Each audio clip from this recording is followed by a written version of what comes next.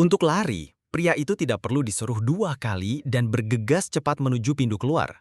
Meninggalkan Suho untuk menghadapi gerombolan yang maju sendirian, Suho menatap tajam serigala-serigala itu. Tak mereka yang memperlihatkan identitas mereka sebagai Lycan bertaring baja.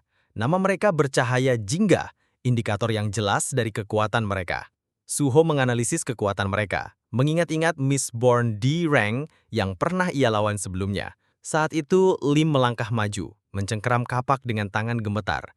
Tekadnya sangat terasa, karena ia menolak untuk meninggalkan yang lain. Saking enggannya, Suho mengizinkannya tinggal, memerintah para goblin bayangannya yang dipanggil untuk melindungi Lim jika bahaya muncul. Suho menggeledah inventarisnya dan mengambil senjata goblin yang ia simpan tadi. Pikirannya terguncang-guncang melihat kelainan kekuatan Suho. Dengan senjata di tangan, Suho menanamkan sepatu botnya kuat ke tanah dan bergegas ke arah Lycan. Binatang itu menyerangnya dengan keganasan. Rahang mereka terbuka lebar, ingin sekali mencabik-cabiknya. Tapi Suho menemui serangan mereka secara langsung deh. Pedangnya mengiris Lycan pertama dengan ketepatan yang mematikan, merobeknya dari ujung ke ujung dalam sekejap. Para goblin bayangan bersorak liar melihat tampilan kekuatan tuan mereka. 2 Lycan lagi melompat ke arah Suho serempak. Cakar mereka terjulur untuk membunuh. Suho mengulurkan tangannya, memerintahkan mayat Lycan yang jatuh untuk bangkit. Dan dalam sekejap mata, sebuah bayangan Lycan muncul siap bertarung. Suho memberangkatkan salah satu Lycan yang menyerang di udara, dengan efisiensi yang kejam, sementara Shadow Lycan yang baru dipanggil mencabik-cabik yang lain. Baro mengamati dari kejauhan. Kekagumannya pada Suho semakin bertambah. Raja muda itu tidak hanya beradaptasi dengan pertempuran, tapi juga telah menguasai penggunaan kekuatan bayangan dengan kecepatan luar biasa. Saat Suho melawan Lycan, sebuah pikiran mengakar di benaknya. Proses mengekstraksi dan memanggil bayangan tidak mengkonsumsi mana, tapi jika ia bisa meningkatkan jumlah ekstraksi dengan menaikkan mananya, ia bisa membangun seluruh pasukannya. Energi gelap dari keahliannya mengambil alih sulur-sulur bayangan, membubarkan goblin-goblin itu satu persatu. Di tempatnya, Lycan ditarik masuk ke dalam pasukan bayangannya, wujud mereka yang kini berada di bawah komandonya. Lim berdiri tertegun tak percaya, berjuang memproses apa yang ia saksikan. Visi Suho, kemampuannya saja menentang ekspektasi seorang pemburu peringkat E. Tapi skill yang membuatnya bisa mengendalikan monster mati, itu di luar pemahaman. Meskipun pikiran Lim sudah berpacu, perbedaan antara pangkat Suho dan kemampuannya membuatnya mempertanyakan apakah Suho adalah seseorang yang sengaja salah peringkat.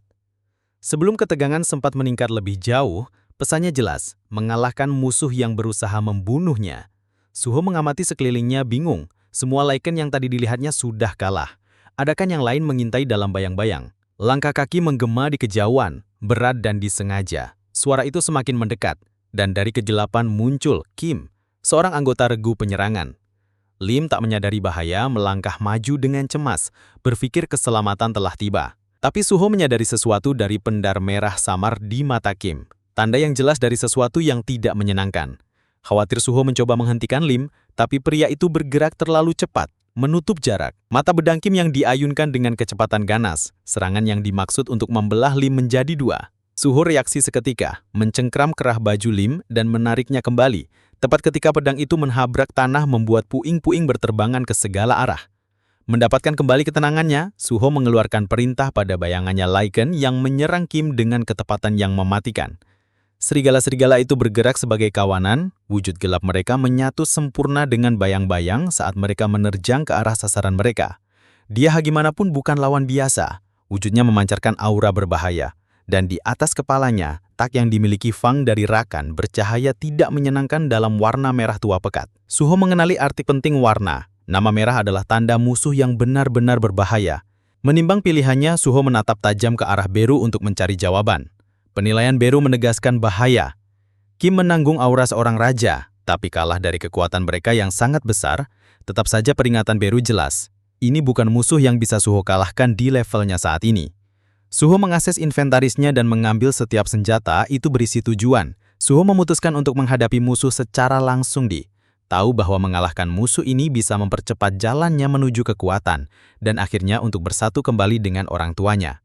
Pertempuran dimulai dengan sungguh-sungguh. Kim mengayunkan pedangnya dengan kekuatan yang tidak wajar, menghampurkan lumut bayangan Suho menjadi gumpalan asap di setiap serangannya.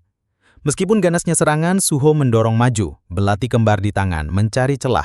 Yang ditonton Beru dari pinggiran lapangan, pandangannya terfokus pada Suho. Meski dalam menghadapi rintangan yang tak bisa diatasi, Suho tak pernah berpaling dari tantangan. Ia mengamati tekad raja muda itu, mencatat bahwa semangat Suho yang pantang menyerah mencerminkan esensi sejati seorang raja. Mata tajam Baru melihat sesuatu kritis tentang musuh. Bentuk rasukan Raja Taring memiliki bentuk yang sebenarnya. Pedang yang menjadi sumber kekuatannya, jika Suho bisa memutuskan lengannya dan memisahkannya dari senjata itu, musuh akan dibuat tak berdaya. Dengan wawasan ini, Suho mengubah strateginya. Ia menuangkan mana ke dalam lumut bayangan, memerintahkannya untuk mereformasi dan menyerang Kim yang kerasukan dari segala sisi. Salah satu serigala menjepit jawahnya di sekitar pedang Kim, menahannya di tempat dengan kekuatan besar. Ia terkagum dengan ketahanan mereka. Mananya memicu bentuk astral mereka, memungkinkan mereka untuk pulih dan bertarung. Terlepas dari berapa kali mereka dipukul, Baru mengamati tampilan ini, merasakan gelombang kebanggaan pada kekuatan Shadow Soldier. Shadow Lycans tidak memiliki kesempatan melawan yang kerasukan. Bentuk Raja Taring. Setiap kali mereka direformasi, mereka ditembang dalam sekejap.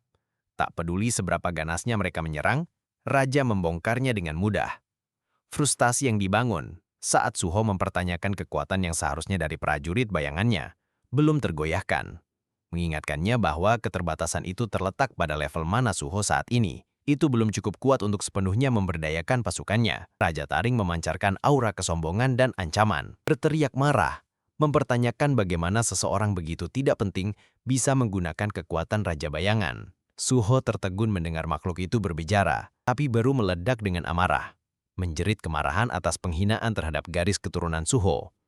Nada Raja bergeser menjadi rasa ingin tahu dan geli muram, karena mengakui Suho sebagai darah musuh kunonya. Dengan seringai liar, itu meluncurkan dirinya ke arah Suho. Pedangnya berkilauan dengan niat mematikan. Sebagai tanggapan, Suho meraih kapak goblin dari inventarisnya dan melemparkannya. Dengan presisi, senjata mengiris udara seperti rudal. Tapi refleks Raja tak tertandingi. Raja menyerang Suho dengan rahang mengerikan terbuka lebar. Tak tergoyahkan. Ho mengaktifkan otoritas penguasa, memanggil setiap senjata dalam jangkauan dan meluncurkannya ke arah lawannya. Udara dipenuhi dengan badai pisau yang mematikan. Pedang, belati, dan kapak, semua berlomba menuju Raja. Tanah di sekitar mereka dipenuhi dengan senjata yang hancur. Beru memperhatikan dengan cermat, matanya yang tajam menangkap setiap detail. Ia mengakui bakat luar biasa Suho untuk otoritas penguasa, keterampilan yang telah terwujud dalam dirinya, bahkan sebagai bayi.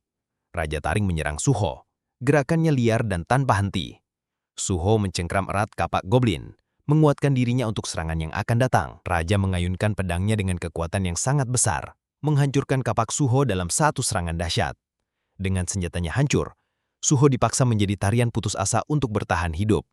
Saat Raja melepaskan serangkaian serangan kekerasan, setiap ayunan datang dengan presisi yang mematikan, mengiris udara hanya beberapa inci dari Suho. Dia menghindar dengan setiap ons kelincahan yang dia miliki, nyaris lolos dari pukulan yang menghancurkan. Itu menjadi sangat jelas bagi Suho. Jika bahkan satu serangan terhubung, itu berarti kematian instan. Kecepatan pertempuran tanpa henti tidak menyisakan ruang untuk kesalahan. Menyeret pertarungan ini keluar hanya akan mengurangi peluang kecil apa yang dia miliki untuk menang. Raja meraung dengan cemooh, mengejek Suho sambil terus mengelak. Ejekannya semakin tajam, menuduh Raja Bayangan pengecut, mengklaim bahwa Suho juga bersembunyi di balik prajurit bayangannya. Kata-kata itu menyengat, menyulut kekesalan Suho. Gigi terkatup, ia berjuang untuk menekan amarahnya. Namun, penghinaan terhadap ayahnya membuat darahnya mendidih. Meskipun provokasi mengangguk padanya, Suho tahu kebenaran pahit itu. Kekuatannya tidak cukup untuk melawan musuh ini secara langsung. Beru telah menjelaskan mengapa kekuatan Suho, dari waktunya di menara percobaan, belum mengembalikan segel yang ditempatkan pada kemampuannya sebagai bayi. Baru mulai dirilis, dan keadaannya saat ini hanyalah cerminan dari bakat yang dia miliki. Pada saat itu, kekuatan yang dia pegang di menara bukanlah benar-benar miliknya, tetapi bagian dari ujian untuk mengukur kemampuannya memanfaatkan kekuatan seperti itu. Beru telah meyakinkannya, meskipun demikian, bahwa pengalamannya di menara tidak berarti. Mereka telah meninggalkannya dengan sesuatu yang jauh lebih berharga, instingnya yang instingtif, dan semangat berjuang gigih yang ditempa dalam pertempuran yang tak terhitung. Kembali ke masa kini, Suho berpegang teguh pada kenangan pertempurannya di menara. Api teteksitas masih menyala dalam dirinya. Dia mengepalkan tangannya erat, berharap pada sarung tangan yang telah menjadi jalur hidupnya selama itu. Melawan, pikirannya bergeser saat dia mengingat detail penting. Dia bisa mengubah bentuk baru sesuai dengan kebutuhannya. Jika itu mungkin, maka mungkin. Dengan gerakan memerintah, Suho ucap. Bayangan melonjak, dan Lycan bangkit kembali dari kedalaman. Taring stylus baja mereka berkilauan mengancam. Raja Taring menggeraum frustrasi melihat hal itu. Dia mengangkat pedangnya. Niatnya jelas, untuk mengakhiri Suho sebelum sandiwara ini bisa berlanjut. Tapi kemudian sesuatu yang tidak terduga terjadi. Suho mengulurkan tangannya, dan bayang-bayang Lycan mulai mengalir ke arahnya. Menyatu ke tangannya saat pedang itu terhentam. Dentuman yang menggema mengguncangkan medan pertempuran. Mata raja itu membelalak tak percaya saat dia melihat pedangnya terhenti mid-strike di hadapannya. Tangan Suho terbungkus sarung tangan tempa bayangan. Taring baja Lycan sekarang bagian dari rancangan mematikan. Dengan kekuatan balak, Suho mendorong pedang itu kembali, memaksa raja tersandung. Beru menonton dari pinggiran, hampir tidak percaya dengan apa yang ia saksikan. Kemampuan Raja Bayangan untuk melampaui level tanpa batas tak tertandingi. Tapi Suho, raja muda itu, masih dalam tahap awal menguasai otoritas bayangannya. Untuk berpikir bahwa Suho secara naluriah menemukan tingkat baru, kendali atas bayangannya secara instingtif menggabungkannya menjadi senjata tanpa bimbingan, sungguh mengagumkan. Suho melepaskan amarah yang tiada henti, menghujani pukulan demi pukulan dengan gauntlet bayangan yang baru ditempa. Setiap serangan mendarat dengan kekuatan dahsyat, memaksa Raja Taring goyoh terkena asupan serangan. Akhirnya, sebuah pukulan menggelegar membuat Raja meluncur cepat melintasi medan pertempuran, menabrak dinding dengan dahsyat. Meskipun terkena benturan, Raja bangkit kembali, meraung menantang, memanggil kekuatan otoritas penguasa. Suho memanggil setiap senjata yang berserakan di angkasa. Pedang, belati, dan kapak, semua berlomba menuju Raja. Suho menyerang bersama mereka, sarung tangan prima untuk serangan terakhir. Serangan gabungan itu seketika dan luar biasa. Lengan pedang Raja terputus, mata pedang yang bergemloting ke tanah. Wujud kerasukan Raja Taring kalah. Pertempuran akhirnya berakhir. Baru menyaksikan dengan kagum, tak mampu menahan kekagumannya pada raja muda itu. Kemampuan luar biasa Suho menjadi tak terbantahkan, dan baru diam-diam mengakui potensi yang telah ditampilkan dalam konfrontasi sengit ini. Suho memeriksa sarung tangan Shadow Forge-nya. Tercermin pada pertarungan yang selama ini ia waspadai, pertempuran ini telah mengajarinya cara baru untuk melawan, sebuah pelajaran berharga yang akan ia bawa ke depan. Mengalihkan fokusnya pada hadiah kemenangannya, Suho menemukan sebuah tebasan badai baturun, kekuatan angin menderu-deru, dijiwai menjadi sebuah pedang yang mampu menyerang banyak musuh secara bersamaan. Suho segera menggenggam potensi skill baru ini. Itu adalah hadiah yang paling ia inginkan. Saat perhatiannya teralih pada pedang yang jatuh, sebuah suara jahat seolah bergema dari senjata itu sendiri. Suara itu mengutuk kekalahannya, meratapi penghinaannya. Di tangan garis keturunan Raja Bayangan, namun ia memperingatkan keserakahan manusia yang tak terpuaskan, mengklaim bahwa siapapun yang memegangnya akan termakan oleh keinginan mereka. Tanpa jera, Suho menggapai mata pisau itu. Saat tangannya menutup sekelilingnya, aura merah menindas yang mengelilingi pedang itu retak dan menghilang, pembangkangannya padam. Sebuah pemberitahuan muncul bahwa kau telah memperoleh barang itu. Feng Suho Rakon mempelajari senjata dalam genggamannya. Desain yang ramping, jauh lebih unggul dari senjata goblin kasar yang pernah ia gunakan sebelumnya. Itu terasa kuat, bergema dengan kekuatan diam yang tampak ingin sekali dilepaskan.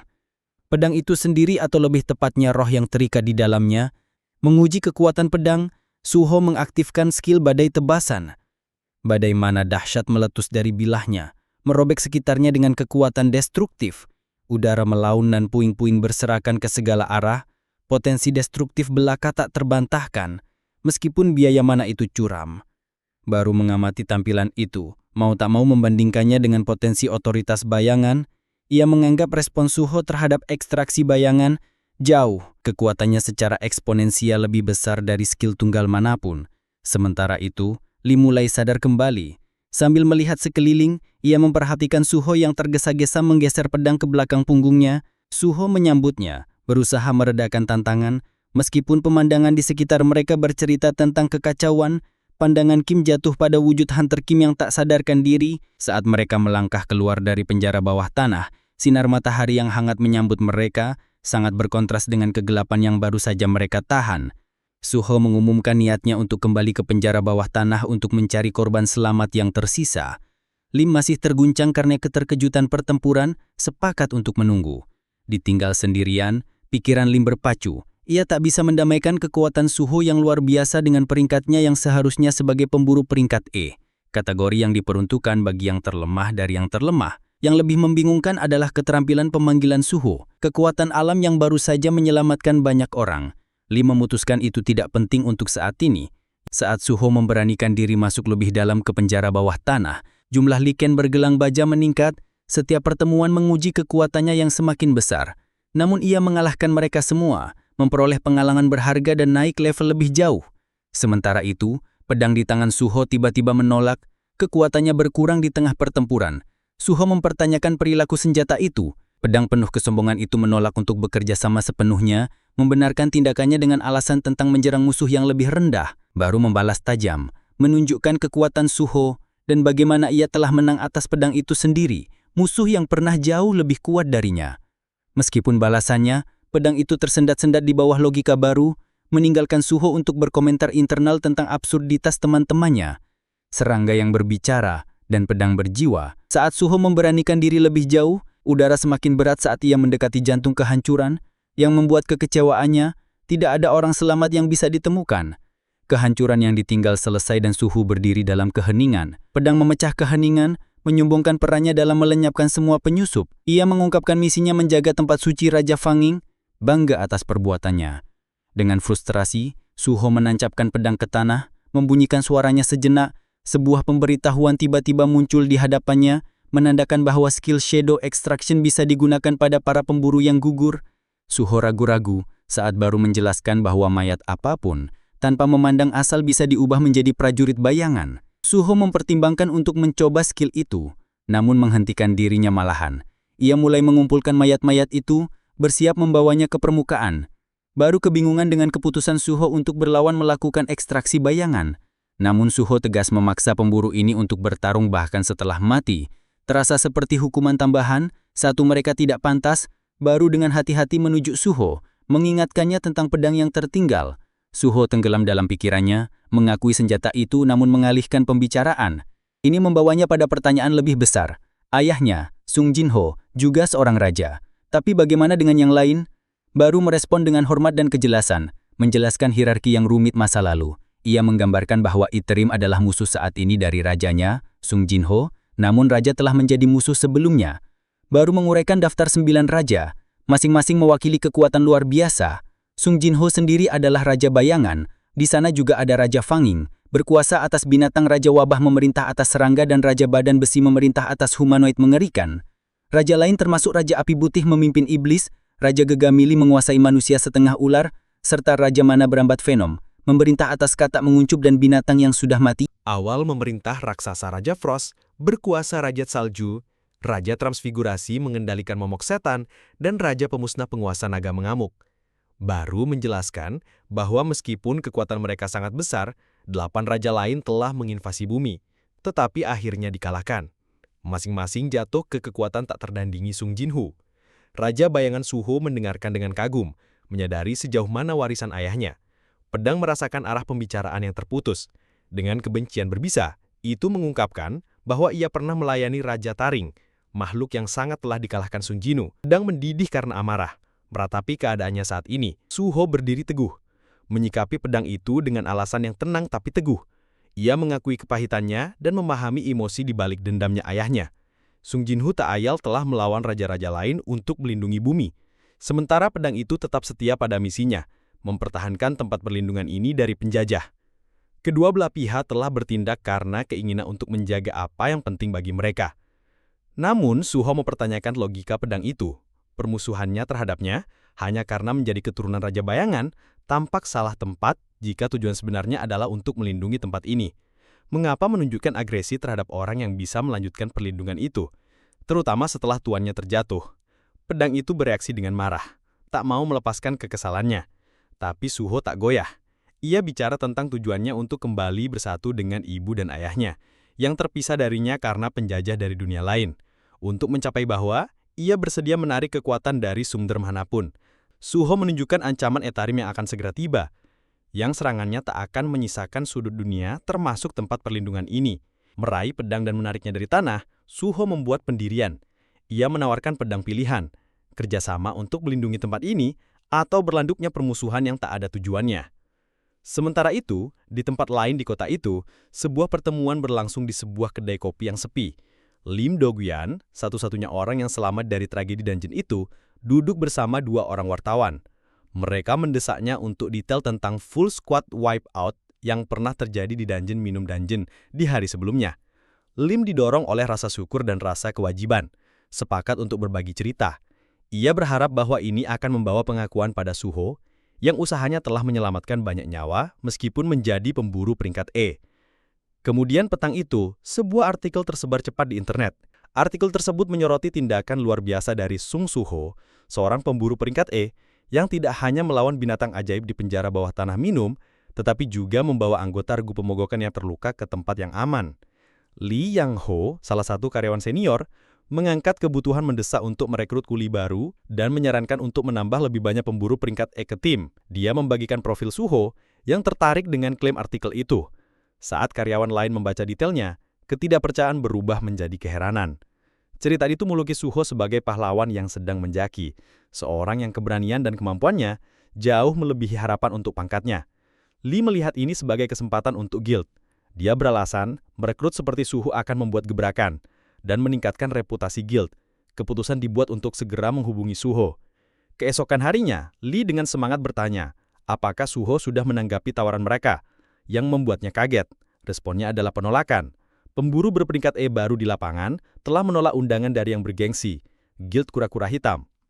Hyos berjuang untuk memahami bagaimana seorang pemula bisa menolak kesempatan seperti itu, mengungkapkan ketidakpercayaan dan frustasi. Rekannya berspekulasi bahwa Suho akan menyadari tantangan menjadi pemburu independen, dan akhirnya mempertimbangkan kembali. Ponsel Suho berdering tanpa henti, dibanjiri tawaran scouting dari berbagai guild. Kepahlawanannya baru-baru ini di penjara bawah tanah minum telah menempatkannya dalam sorotan. Beru berdiri di sampingnya, menyaksikan dengan bangga saat raja mudanya mengumpulkan perhatian seperti itu. Namun, Suho tak merasa kegembiraan atas tawaran itu. Banyak dari guild yang berusaha mempekerjakannya sebagai porter atau kolektor. Peran yang memiliki sedikit daya tarik untuk seseorang yang berjuang untuk tumbuh lebih kuat melalui sistem. Bagi Suho, bergabung dengan guild hanya akan menghambat kemajuannya. Bersandar di sofanya, Suho mengalihkan fokusnya. Pikirannya melayang pada Feng Raksana, pedang dari runtuhan. Ia mengingat ketegangan, tapi percakapan penting yang ia lakukan dengan senjata makhluk hidup. Suho berani mengusulkan aliansi antara bayangan dan Feng, ide yang tidak umum sehingga sejenak membuat pedang tertegun. Namun, Feng dari Rakan akhirnya setuju dengan satu syarat. Pedang meminta dibawa ke tanah suci lainnya dari Feng. Raja, Suho bertanya pada pedang apakah ia tahu bagaimana menemukan tempat seperti itu. Taring teman mengungkapkan bahwa ia bisa merasakan lokasi tanah suci. Terlepas dari jaraknya, bagaimanapun pedang jelaskan bahwa salah satu gerbang tanah suci itu telah menghilang, kemungkinan karena yang disebut manusia dengan dungeon break. Ini berarti bahwa tanah suci telah berubah menjadi penjara bawah tanah tipe Veld, membuatnya tandus dan berbahaya. Dengan tekad bulat Suho memutuskan untuk bertindak, ia mengirim pesan kepada pamannya, meyakinkan untuk tidak khawatir jika kontak menjadi tidak mungkin. Kemudian bersiap untuk perjalanannya. Mengamankan Feng Raksana di punggungnya, Suho bangkit. Suho tiba di Veld pegunungan Guanak, hamparan luas dan sunyi yang dimandi lampu bulan. Udara tegang dengan antisipasi saat ia menatap medan yang menakutkan. Tempat ini tidak seperti apapun yang pernah ia temui, dan ia tahu itu menyimpan jawaban yang ia cari. Saat ia berdiri di pinggir lapangan, keraguan sejenak menyelimuti pikiran Suho. Lokasi yang dimiliki oleh Hyena Guild, yang terkenal mengajukan tantangan tersendiri. Guild ini terkenal karena terdiri dari mantan anggota geng. Tidak bisa dianggap enteng. Dengan masuk tanpa izin di wilayah mereka adalah ilegal dan cenderung memprovokasi konsekuensi berbahaya. Baru selalu waspada, menyarankan agar Suho fokus naik level daripada menghadapi resiko yang tak perlu. Tapi Suho sudah membuat keputusannya. Dia bersiap menyusup ke area, menggunakan otoritas penguasa keahliannya. Dengan meremas kepalan tangannya yang diperhitungkan, kamera hancur tanpa meninggalkan jejak bukti. Baru mengamati tindakan Suho. Mau tidak mau menarik perbandingan dengan keberanian ayah Suho, Raja Bayangan. Jalannya dibersihkan, Suho melompat ke lapangan. Daerah itu diselimuti padat, kabut biru yang tampak hampir seperti dunia lain. Kabut aneh menyelimuti seluruh ruang, mengaburkan jarak pandang dan menambah suasana lapangan yang tidak menyenangkan. Suho bertanya-tanya, apakah semua ruang bawah tanah lapangan seperti ini dipenuhi dengan kabut yang tidak wajar? Baru menjelaskan bahwa kabut adalah mana dari luar angkasa, kekuatan yang mampu menembus penghalang dimensi dan menghancurkan dunia Feng of Rakan. Menambahkan bahwa kabut ini telah menyebabkan pecahnya dimensi, menghubungkan tanah sucinya dengan bumi. Baru menjelaskan bahwa entitas dari luar angkasa sedang bekerja untuk merobek lubang besar di dimensi, memungkinkan tentara mereka untuk menyerang.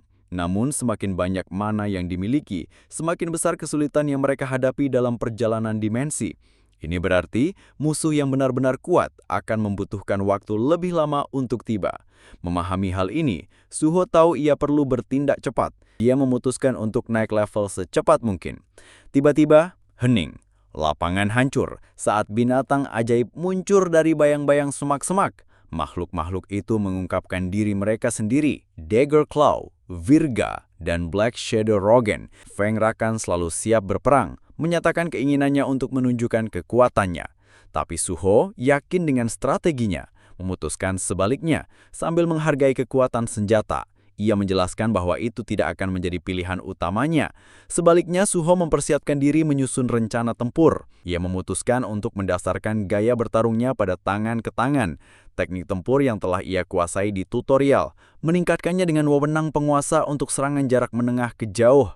Ia juga berencana menggunakan berbagai senjata untuk membuat lawan-lawannya terus menebak-nebak. Saat binatang itu terpejam, Suho mengepalkan tinjunya dan memberikan pukulan telak ke salah satu wajah mereka. Dampaknya sangat menentukan, membuat makhluk itu terguncang-guncang. Tanpa ragu, ia menindaklanjuti dengan tendangan terbang ke batang tubuh binatang lain, memperagakan kelincahan dan ketepatannya.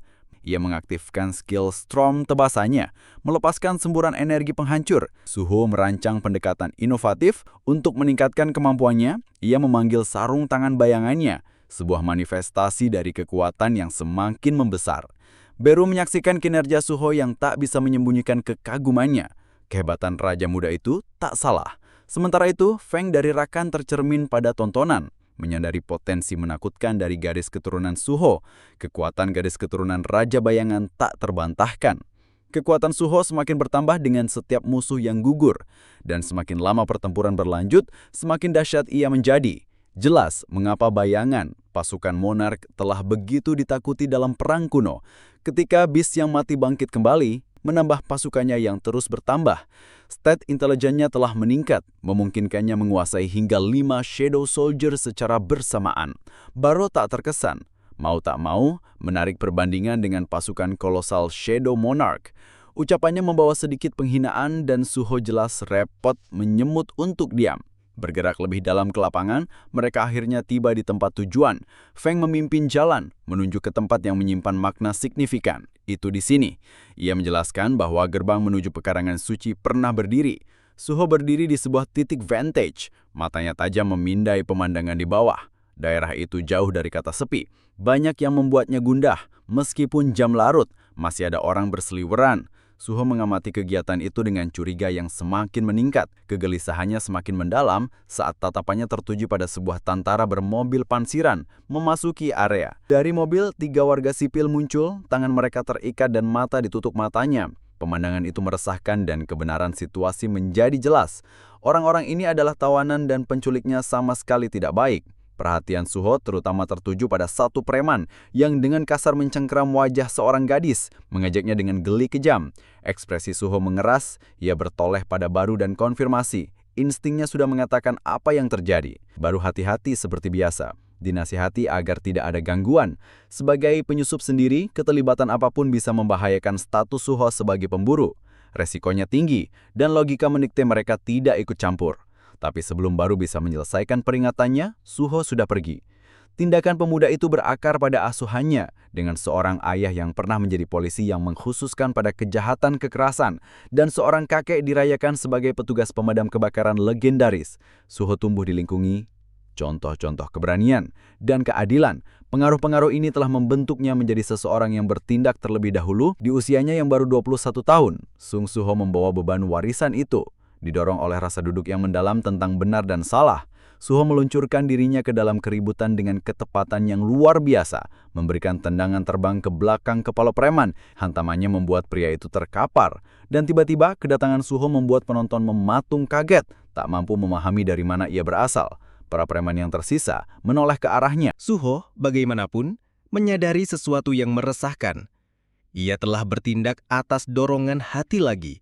Masuk tanpa izin di wilayah guild lain adalah pelanggaran serius dan tindakannya memiliki hal-hal rumit. Tapi bukannya mundur, Suho dengan cepat merancang solusi. Menggunakan salah satu prajurit bayangannya, ia menutupi wajahnya, mengambil kedok pahlawan misterius. Para preman melihat perubahan mendadak Suho. Mereka meraih senjata apa saja yang bisa mereka temukan dan menyerangnya dengan agresi nekat. Suho tetap tenang, gerakannya lancar saat ia menghindari serangan mereka dengan mudah.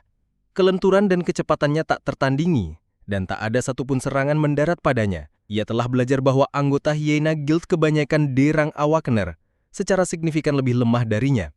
Dengan pemikiran ini, ia memutuskan untuk meredam kekuatannya dalam mengasuransikan bahwa ia tidak menimbulkan kerugian yang tidak perlu.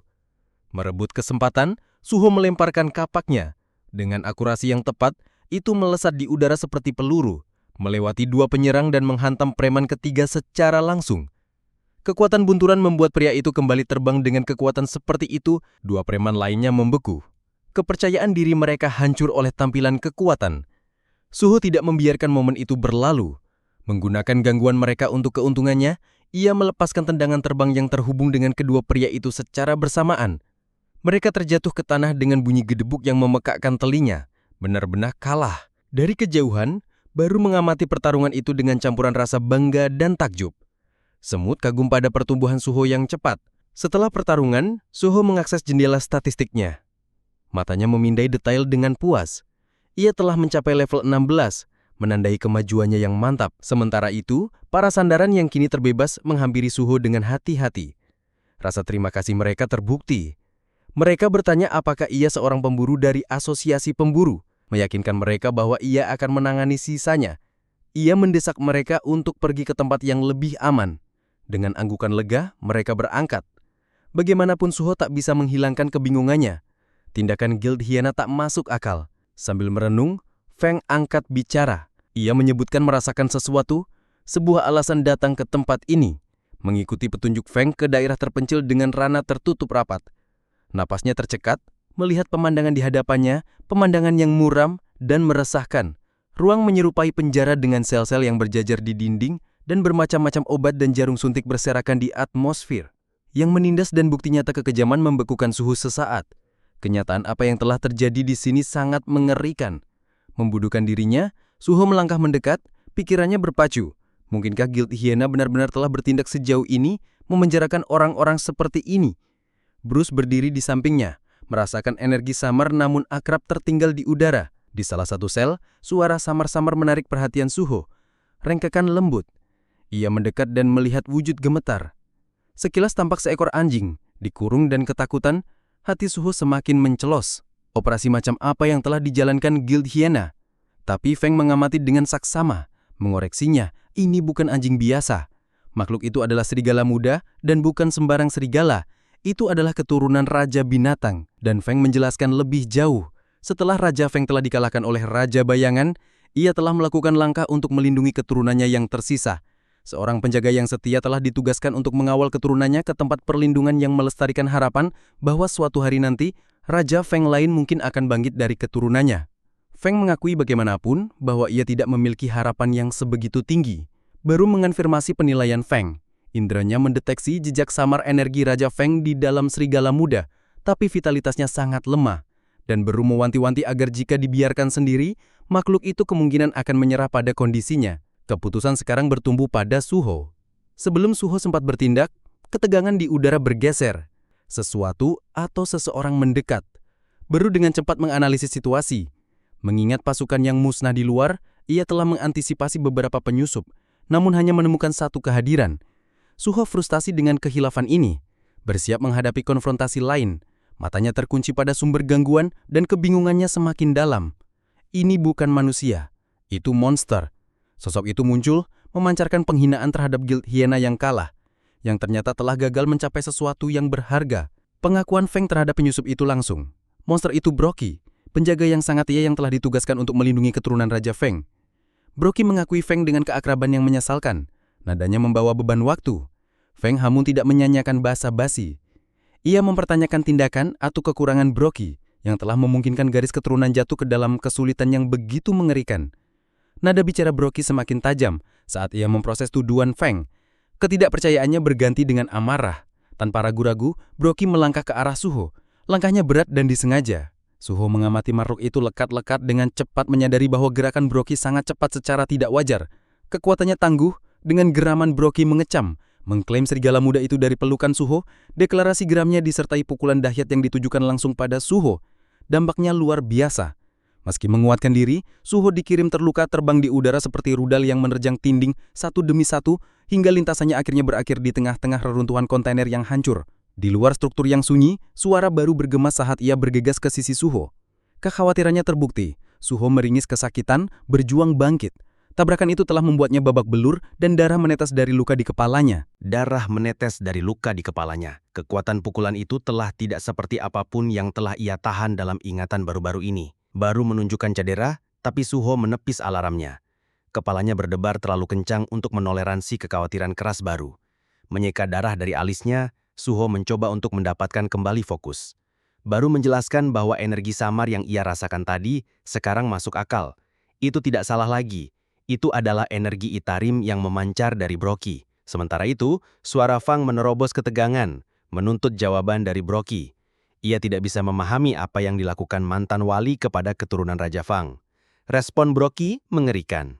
Ia mengungkapkan bahwa kekuatannya, bahkan setelah kehilangan tempat perlindungannya, telah dipertahankan melalui cara muram.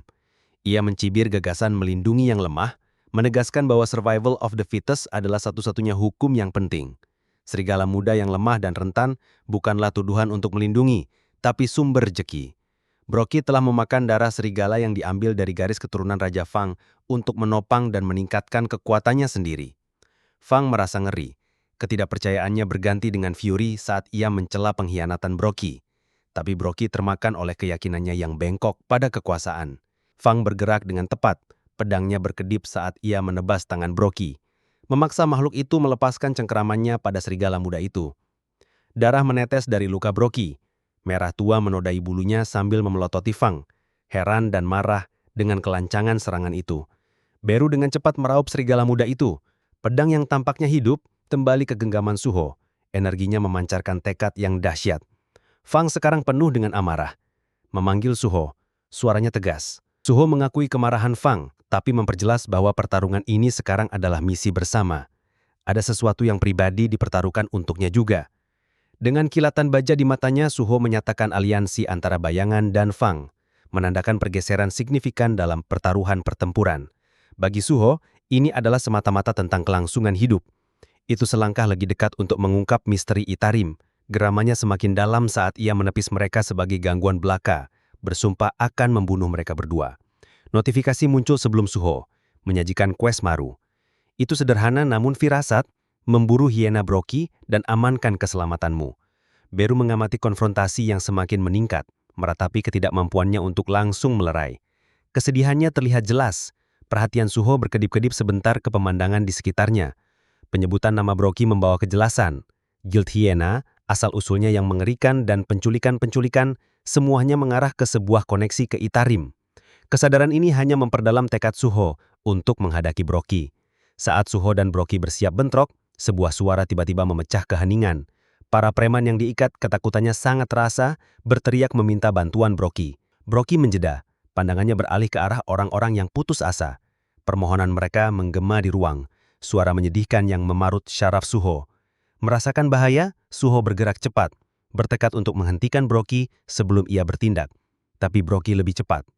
Dalam tampilan kebiadaban mentah, ia melebarkan rahangnya dan menerjang orang-orang yang tak berdaya, merobek-robek para preman dengan presisi tanpa ampun.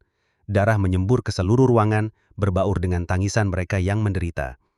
Kebrutalan belaka dari tindakan itu meninggalkan Suho yang mematung heri. Akibatnya mengerikan. Broky berdiri di tengah pembantaian, tatapannya tajam dan pantang menyerah. Seorang predator yang bersukaria dalam dominasi. Keterjukan Suho berubah menjadi amarah dan ia meluncurkan diri ke udara. Pedangnya memotong udara dengan presisi mematikan, menghadapi serangan langsung saat menangkap serangan dengan tangan kosong. Kemarahan Suho meledak, dipicu oleh pengabaian Brockie yang tak berperi kemanusiaan. Pertarungan semakin intensif saat keduanya bentrok. Suho mempertanyakan kerit mengerikan yang membenarkan pembunuhan tak masuk akal seperti itu. Brockie memberikan pukulan telak menyebabkan Suho menabrak tumpukan wadah. Rasa sakit menjalar ke seluruh tubuh Suho, tapi tekadnya hanya mengeras. Saat Brockie menutup celah, Suho membalas, melandarkan tusukan kuat ke wajah lawannya. Benturannya tajam, tapi Brockie nyaris tidak goyah. Membalas dengan serbuan serangan, namun kelincahan Suho membuatnya selangkah lebih maju, meliuk-liuk melewati gempuran dan membalas dengan tepat. Pertarungan mencapai nada demam saat Brockie menancapkan kakinya ke tanah dan meluncurkan diri ke depan, melepaskan serangan mendahsyatkan yang mengguncangkan seluruh ruang. Udara berdesir dengan kekuatan serangannya, dan sesaat Brockie men-scan area, tatapan predatornya mencari musuhnya. Lalu dengan gerakan kabur, Suho darat dari atas dengan kecepatan luar biasa. Brockie mendongak tepat waktunya untuk melihat kilatan bilah. Serangan Suho terhubung dengan benturan yang memekakkan telinga. Fang mengaktifkan tebasan badai dan mengukir luka dalam di dada Brockie. Brockie tersiohong, darah menetes dari luka yang baru, tapi amarahnya baru bertumbuh. Ia meraung menantang kekuatan baik Suho maupun peninggalan Raja Fang. Keangkuhannya membuatnya rentan, dan Suho memanfaatkan momen. Itulah Fang menusuk dada Brockie, pedangnya mengiris daging dengan presisi mematikan. Keyakinan Brockie terhancur saat pedang itu berputar memotong lebih dalam dan memutuskan kekuatannya. Suara Fang menusuk Adril cekam, yang berat dengan kesedihan dan ketidakpercayaan.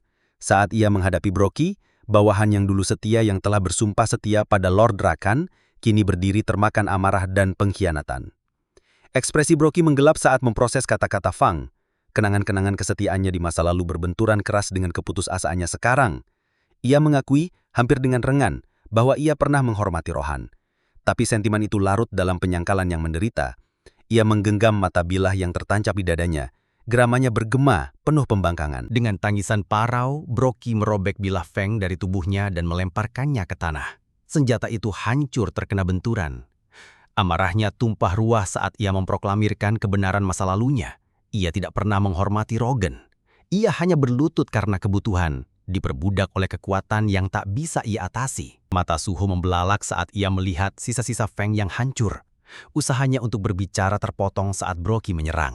Dengan kekuatan dahsyat, lutut Brockie terhubung dengan ulu hati Suho, mengusir udara dari paru-paru dan darah dari mulutnya. Di saat penderitaan itu, pikiran Suho beralih pada ayahnya, bertarung di suatu tempat di alam yang jauh. Pikiran itu menyulut percikan dalam dirinya, sebuah tekad untuk tidak goyah. Suho memanggil prajuritnya. Energi mereka mengalir ke pelukannya. Dengan kepalan tangan dan semangat baru, Suho menggulung lengannya dan menepaskan uppercut dahsyat. Pukulan yang terhubung dengan rahang Brockie membuat sosok mengerikan itu terbang di udara seperti rudal, menerjang jauh dari medan perang. Sisa-sisa pedang Feng yang hancur tergeletak berserakan di tanah. Jejak samar kekuatannya merembes ke udara. Kesadaran Feng bergelora di dalam senjata yang rusak. Kelangsungan hidup penerusnya dan warisan Raja Feng bertumpu pada saat ini. Saat kesadaran Feng menajam, pandangannya tertuju pada serigala muda yang terluka tapi bangkit berdiri. Makhluk itu mengendus udara, nalurinya hidup dan mencari. Feng terinspirasi oleh roh Suho yang gigih, menyadari hadiah terakhir yang bisa ia limpahkan. Memanggil sisa-sisa kekuatannya, ia salurkan ke serigala muda itu. Energinya mengalir seperti gelombang cahaya. Wujud makhluk itu berdenyut dengan kekuatan yang baru ditemukan, melolong ke udara. Teriakannya beresonansi dengan kekuatan penerus sejati. Suho bertarung sengit melawan Brockie. Setiap bentrokan kekuatan mereka bergema di seluruh ruang. Meskipun upaya terbaiknya, Suho berjuang untuk menyamai kekuatan Brockie yang luar biasa. Manuvernya yang tepat dan serangan tanpa henti nyaris tidak membuat penyok pada musuh mengerikan itu yang berdiri pantang menyerah. Ketegangan itu terbukti karena energi Suho habis dengan cepat. Kesehatannya turun ke sliver terakhirnya. Namun bahkan di ambang kehancuran, ia menolak untuk menyerah. Suho mengepalkan tinjunya. Tekad membara di matanya. Ia telah berpikir ia lebih kuat, tapi kenyataan brutal pertarungan menantang keyakinan itu. Saat Brockie melangkah ke arahnya dengan aura jijik, sang predator bersiap memberikan pukulan terakhir. Brockie mengulurkan cakarnya, menerjang Suho dengan niat membunuh. Suho melihat cakar-cakar setajam silat itu datang mendekat. Keniscayaan akhir membayang. Di saat kritis itu, sebuah gerakan kabur meletus dari samping. Serigala muda itu kini dijiwai kekuatan yang baru ditemukan, melompat maju dengan rahang yang kuat. Itu mencegat serangan Brockie, mencengkeram lengannya, gigi serigala itu tenggelam jauh ke dalam daging menghentikan serangan. Brockie menggeram parau, rasa sakit berdesir dalam dirinya saat ia berjuang melawan makhluk itu. Darah merembes dari tusukan di lengannya. Gigitan serigala itu tak henti-hentinya. Saat Suho mengamati serigala itu lekat-lekat, serangkaian pemberitahuan muncul di hadapannya. Sistem mengenali tindakan serigala muda itu sebagai tampilan penghormatan terhadap tekad Suho. Pesan itu menanyakan apakah Suho mau menerima penerus dari Feng masuk ke dalam partainya. Gagasan itu membuatnya lengah. Hanya bayi serigala yang menunjukkan potensi seperti itu. Kesadaran itu mengendap di saat pemberitahuan itu mengungkapkan garis keturunan serigala yang terikat pada Raja Feng yang legendaris. Mata Brockie membelalak marah. Sebagai pengakuan binatang itu meneriakkan tuduhan, mengklaim Suho telah menyerap mana taring roken.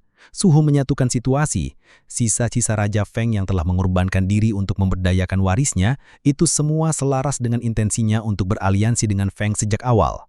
Suho menentukan pilihannya dan sistem menegaskan, penerus Feng kini resmi menjadi bagian dari partainya. Di ruang halus yang gelap, Brockie muncul duduk di samping serigala muda. Ekspresinya khusyuk, dibebani oleh kenangan masa lalu kegagalan. Ia merenungkan kekalahan mereka dalam perang melawan Raja Bayangan, suatu kehilangan yang telah menulis ulang aturan bertahan hidup di dunia mereka. Dia letakkan tangan lembut pada serigala muda, momen kasih sayang yang langka, mendapatkan senyuman sekilas dari makhluk itu. Tiba-tiba, pergeseran suasana menarik perhatian Brockie. Di pintu masuk Gua Bayangan, sekelompok tokoh aneh muncul. Kehadiran mereka tidak menyenangkan dan firasat buruk. Sikap Brockie berubah, gemetar saat ia mengenali bahaya yang mereka timbulkan. Satu ekor lagi maju ke depan, menangani Brockie dengan ketakpedulian yang mengerikan. Tanpa ragu-ragu, orang asing itu menjatuhkan batu bercahaya langsung ke mata Brockie. Rasa sakit dan kebingungan membelitnya saat sesuatu jahat terbangun di dalam diri Brockie. Serigala muda yang menyaksikan transformasi melolong ketakutan. Suara bergema di dalam kehampaan. Orang asing mengungkapkan niat mereka dengan ketepatan yang kejam. Brockie sekarang menjadi pion dalam skema mereka. Ditugaskan untuk menangkap manusia hidup-hidup dan mengirimkannya. Benda yang ditanamkan di dalamnya memperkuat kekuatannya. Tapi itu datang dengan biaya serius. Itu membelokkan kehendak, mengubahnya menjadi alat kehancuran. Kekuatan datang dengan harga yang menyeramkan. Satu yang memutar semua yang disentuhnya. Kembali ke masa sekarang, Suho memproses banjir mengenangan. Menyatukan tragedi keturunan Brockie. Ini bukan hanya kenangan Brockie. Mereka adalah pengalaman bersama dari Taring. Suho era menyadari kaitan antara orang asing dan plot misterius dari Iterim. Ketegasan serigala muda itu tidak didorong oleh balas dendam, tapi oleh upaya putus asa untuk menyelamatkan Brockie dari kemarahan yang menghabiskannya. Ketegasan Suho mengeras, jika kemarahan Brockie terkait dengan skema misterius ini, menantang musuh kemudian mengalahkannya bukan hanya tentang bertahan hidup. Itu langkah untuk mengungkap kebenaran. Tapi saat Suho menganalisis kekuatannya sendiri, ia tahu ia masih jauh dari kekuatan yang dibutuhkan untuk mengalahkan Brockie. Penglihatan Suho berkedip-kedip saat sebuah notifikasi muncul di hadapannya. Pencarian baru telah dikeluarkan terkait dengan perekrutannya baru-baru ini. Pencarian berjudul Ahli Waris Raja, menugaskannya untuk menemukan dan merekrut ahli waris raja sebagai alia. Status saat ini menunjukkan 1 udara sekutu dari 8. Di samping ini, pemberitahuan lain mengisyaratkan perkembangan yang unik. Keterampilan ikatan sedang terbentuk. Karena hubungannya dengan penerus Feng, itu adalah transformasi yang lahir dari pendekatan unik Suho, sesuatu yang berbeda dan kuat. Tapi, Brockie tidak akan berdiri diam. Dengan raungan liar dia menyerang ke depan. Tinjunya yang besar dimiringkan ke belakang dan berderak dengan kekuatan mentah. Saat dia melepaskan pukulannya, kekuatan tumbukan mengirimkan gelombang kejut, berobek ruang, menyebarkan debu dan puing ke segala arah. Ketika debu mengendap, notifikasi lain muncul. Skill bond telah berhasil dibuat. Mata Brockie melebar saat dia menyadari serangannya telah dihentikan. Pertengahan ayunan, Suho berdiri di hadapannya, berubah. Rambutnya sekarang berkilau putih seperti itu dari serigala miliknya. Kehadirannya memancarkan kekuatan dan keganasan. Suho telah menangkap pergelangan tangan Brockie dalam cengkeraman pantang menyerah. Ekspresinya tenang namun berwibawa. Sistem merinci kemampuan baru, kepemilikan binatang buas. Brockie menolak untuk menerima perubahan itu. Mengayunkan cakar lengannya yang lain diperpanjang, namun Suho bergerak dengan kecepatan yang tidak manusiawi. Menghindari serangan dengan mudah. Suho membalas. Bam! Ia meluncurkan tendangan samping yang menghancurkan di bawah dagu Brockie. Dampaknya bergema di seluruh arena. Kepala Broky tersentak ke atas karena kekuatan, membuatnya tertegun sejenak. Kebingungan dan ketidakpercayaan berputar dalam diri Broky. Ketakutan merayap ke dalam pikirannya, berbaur dengan keputusasaan dari apa yang dipertaruhkan. Broky tahu bahwa kekalahan akan melucuti segalanya. Kebanggaannya, kekuatannya, keberadaannya. Menolak untuk menyerah. Broky mengerahkan semua kekuatannya dan mengayunkan tinju besar lagi. Beru diamati dari pinggir lapangan. Inderanya yang tajam mendeteksi perubahan. Mana Suho telah meningkat secara signifikan, menandakan lonjakan listrik. Broky namun menolak untuk mengakui pergeseran itu. Raungannya bergema di medan perang. Dia menyatakan keunggulan spesiesnya, mengklaim bahwa perbedaan kekuatan di antara mereka, tinju Broky berbenturan dengan tinju Suho. Dampaknya mengirimkan gelombang kejut ke udara. Meskipun kekuatan tabrakan, keduanya berdiri tegak. Penglihatan Suho berbinar dengan notifikasi. Ia telah mempelajari skill baru, seni bela diri tingkat 1. Beru sekarang penuh dengan kemarahan. Diam-diam mengutuk kesombongan Broky. Beru menyebutkan bahwa tidak ada spesies yang bisa mengklaim keunggulan atas Shadow, raja yang memerintah di apex dari semua ciptaan.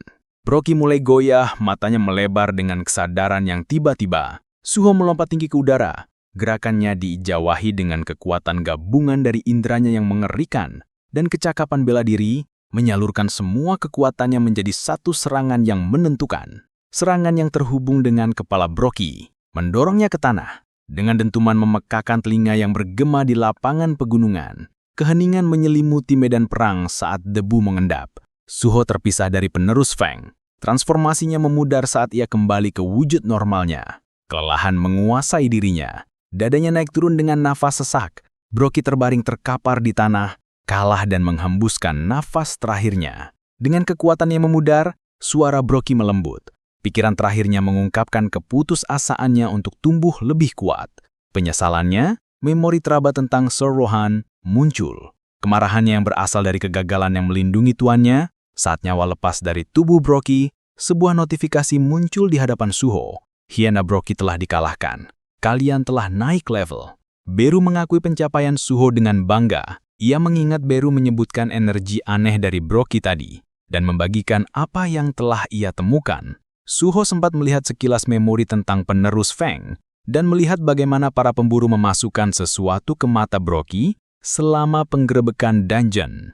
Suho bertanya-tanya apakah para pemburu ini terikat pada Iterim, dan bertanya-tanya tentang tujuan mereka dalam mengincar serigala. Beru menjelaskan bahwa para pemburu itulah mungkin bukan anggota langsung Iterim, tapi mungkin saja para rasulnya.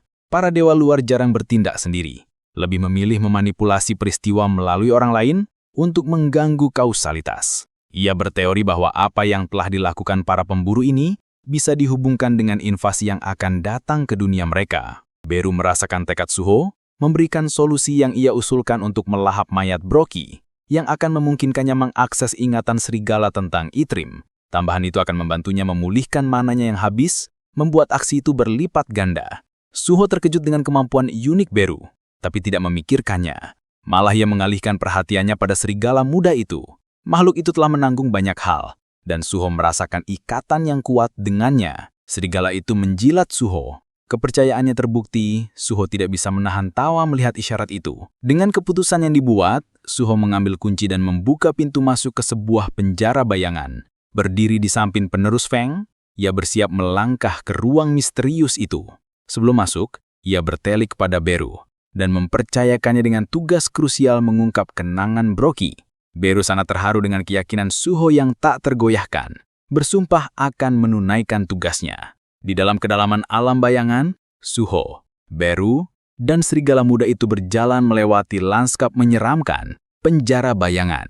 Beru penasaran dan sedikit bingung. Mengapa Suho memilih datang ke sini, bukannya pulang ke rumah? Suho menjelaskan niatnya. Ia ingin mencari tempat yang cocok untuk penerus Feng tinggali. Ia mencatat bahwa serigala itu tak memiliki penjaga yang tersisa, dan perlindungannya hancur, meninggalkannya dalam keadaan menyedihkan. Sebuah notifikasi muncul di depan Suho, mendorongnya untuk memberi nama pada pewaris Fang. Suho mengambil waktu sejenak untuk mempertimbangkan, lalu memutuskan nama yang lugas, Grey, yang terinspirasi oleh warna bulu serigala. Serigala itu tampak senang dengan pilihan yang mengibaskan ekornya sebagai persetujuan. Beru, bagaimanapun, mau tak mau mencerminkan bahwa indera penamaan Suho memiliki kemiripan yang mencolok dengan kesederhanaan raja sendiri. Suho mengumumkan bahwa hutan di dalam Shadow Dungeon akan ditetapkan sebagai wilayah baru Grey dan menginstruksikan serigala untuk memanfaatkannya dengan baik. Grey menyalak setuju, Suho lalu menoleh kepada Beru untuk menanyakan tentang apa yang mungkin dimakan abu-abu. Beru berspekulasi bahwa sebagai keturunan Fang, Grey bisa menopang dirinya pada organisme hidup atau monster. Wahyu ini sungguh melegakan Suho. Di dekatnya, seakar goblin yang bersembunyi di semak-semak tak sengaja mendengar percakapan mereka. Tapi naluri predator Grey muncul. Dalam sekejap, serigala itu melompat ke arah goblin dan melahapnya dengan tepat. Abu-abu kemudian mengalihkan perhatiannya pada goblin tersembunyi lainnya. Dengan sigap melenyapkan mereka satu persatu. Suho mengamati pemandangan itu sambil bertengger di atas pohon, terkesan oleh rahmat, kelincahan, dan skill. Saat Suho mengambil waktu sejenak untuk beristirahat, sebuah notifikasi untuk hadiah quest muncul. Ia telah memperoleh gelar pembantai serigala, yang membuatnya sejenak bingung. Ia mengingat kembali Brockie, bertanya-tanya dengan lantang apakah makhluk itu sebenarnya adalah seekor hiena. Beru menyarankan mereka mengabaikan detail sepele seperti itu. Beru mulai menguraikan modifikasi yang dilakukan pada Suho. Sistem leveling, ia menjelaskan bagaimana dalam desain aslinya, sistem itu syarat akan niat buruk. Itu telah diciptakan untuk mempercepat pertumbuhan manusia secara paksa, Sung Jinwo, dengan tujuan akhir menjadikannya wadah bagi raja bayangan. Skema ini yang diatur oleh arsitek memiliki implikasi menyeramkan. Begitu tujuan terpenuhi, jiwa ayah Suho, Sung Jinho, seharusnya dibasmi. Bagaimanapun Sung Jinho menentang niat sistem, melampaui kendalanya dan menjadi raja bayangan melalui kehendaknya sendiri. Akibatnya ia naik ke tingkat di mana sistem dan naik level menjadi tidak perlu. Mendengar hal ini, Suho merenungkan perjalanannya sendiri. Ia mempertanyakan apakah sistem itu sekarang ada untuk membentuknya menjadi raja bayangan berikutnya.